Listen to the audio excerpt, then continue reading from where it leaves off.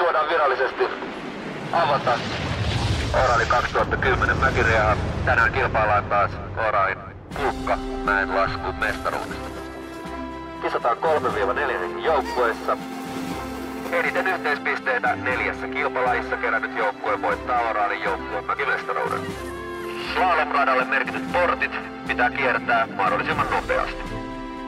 Portin kiertämättä jättäminen tai väärältä puolilta kiertäminen tuottaa 5 sekunnin aikarangaistuksen. Seuraava laji, jätesäkki syöksy. Valitkaa keskuudestanne lajin suorittaja.